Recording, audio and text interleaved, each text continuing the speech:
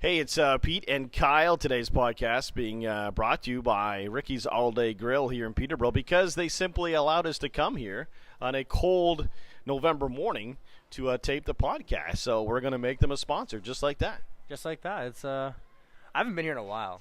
I have to keep on. My brother comes here usually when he's off work, and I honestly always forget that it is really nice in here. That's lovely. It's cozy. We've got the fireplace going. Watch a little Sports Center on the TVs, get up to date on all your stocks. It's all good. Have you invested at all in Canadian Imperial Bank? It's up today. I have not. But speaking of that, honestly, I've heard a lot of people investing in like the marijuana, the cannabis stuff, and they're making bank. Well, if you got in early on that, for sure. If you got in this time last year and sort of saw it coming and figured it out early, those people are doing very well. Yeah, I didn't. It's like Bitcoin, right? If you knew Bitcoin 7 years ago and you put $100 in, what is it, like a couple million or whatever? Who's that? No, like that's what it was. Like you'd buy Bitcoin, I think, for cents, like very minimal cents, like 7 years ago, and then it went up to what was it, like 10 or almost 20,000 or whatever it was, or something 20,000 and something ridiculous. So you do that math. It was crazy. People were making millions and millions of dollars off of something that no one even knew was even a thing years ago. You win some, you lose some. It's it is a game. There's no question about that. But you know what? We're not here to talk stocks. No. Because we're the last two guys that probably should be talking about it. But we're here to talk a little bit about some sports, hockey in particular. That seems to be the focus of the podcast over the, the first couple months that we've been doing this. So let's start with that. We're now a good chunk into the season. Last time we chatted, it was still pretty early. It was only sort of at the 10-game mark. But now we're dipping deeper and diving deeper into what's really going on with some of the teams we follow, including the Toronto Maple Leafs. What's your take on these guys now that we're a good chunk into the season? It's funny because I listen to the Fan 590 usually after 10 a.m. and usually on my way long drives, and it's crazy how they're talking about Leafs and Raptors, and with the Leafs especially, the big focus I've been hearing a lot is Tavares, and how is Tavares doing, and what's everyone's take on Tavares. And I always say he's playing amazing, and people don't talk about him because he's not putting up a ton of goals, but he is putting his points. He actually has better stats with Toronto right now than he did with New York. But the difference is Mitch Marner's absolutely lighting it up right now. He is I can't believe how well he's playing. It's his third year? Doing his third year? Because he's due for a new contract. Same with Matthews and everyone, and Nylander, whoever that is nowadays, right? So it's unbelievable. Like, they play LA tonight, or tomorrow night at 10:30, I believe, and I will not be awake to watch that due to an early morning. They're on the West Coast swing. It'll be we'll be watching those games in the morning on when they shuffle them up into about 30 minutes.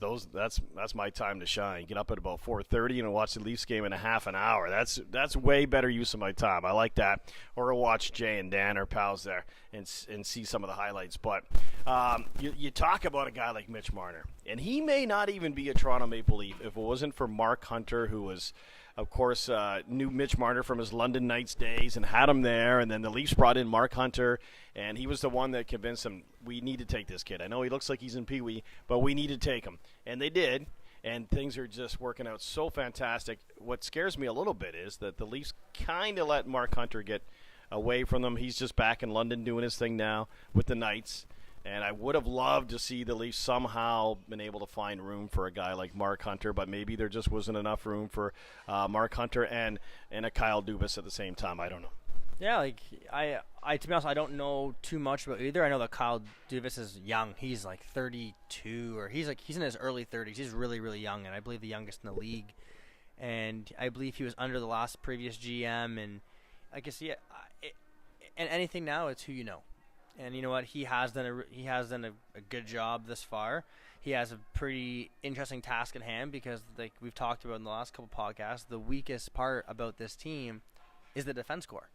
And we have a Morgan Riley's playing absolutely lights out right now. I watched Garner the other day against Boston blow it as usual. Like he's not my favorite guy.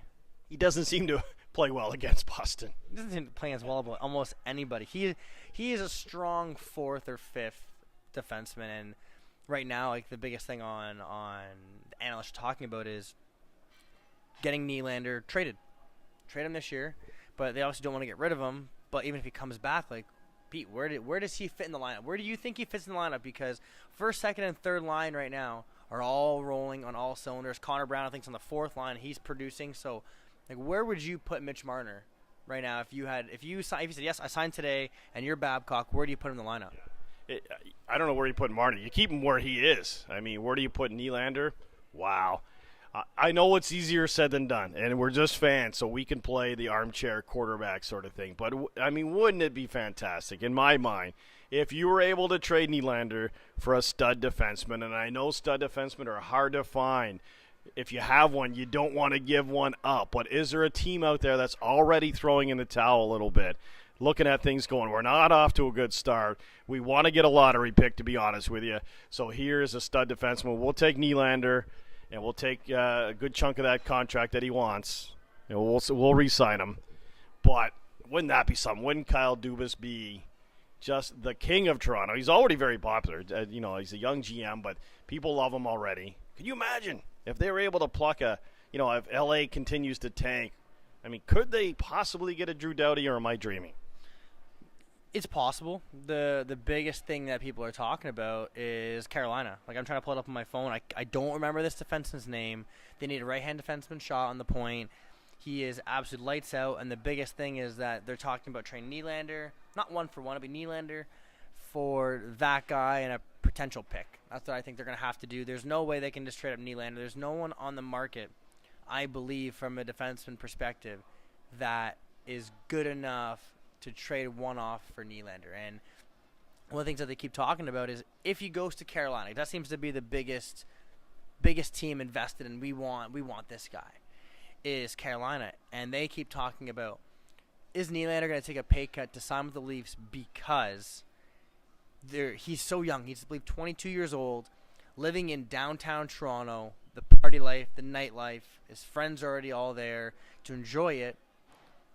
For let's say $5 million. Wow, like $5 million.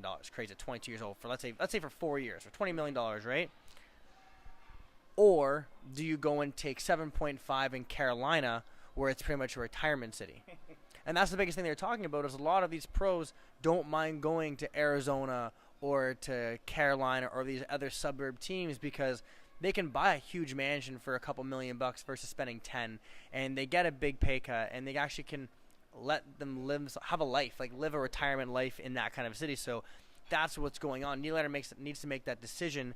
Am I going to take a pay cut and live in the city, or am I going to take more money and live somewhere that I probably won't be happy living in for my season, if that makes any sense? Yeah, no, it makes total sense. Sign me up for that, by the way.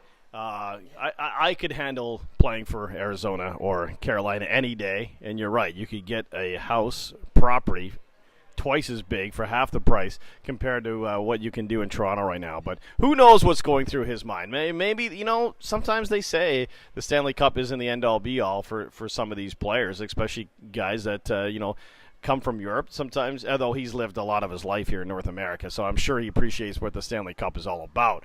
But sometimes it's just not quite, winning a cup in Toronto, maybe it doesn't mean as much to him as it does somebody else. But we'll wait and see. More on that coming up. Hopefully something happens one way or another. We'll wrap up this podcast. We'll do another one for you as well. I think next time around, wouldn't mind talking a little bit more about minor hockey with you, because you're coaching, and I got some questions for you there. So we'll look forward to that. And again, thanks to Ricky's All Day Grill for having us here today. A nice cozy spot to do the podcast. Yeah, you know what? I'm probably going to get some food after this. I got some time to get some before my next client, so I'm excited to get some food. Where's Dave? Dave? He's coming. Yeah. Thanks, Muzzer. Thanks, buddy. We'll be back with a little minor hockey talk on the next episode.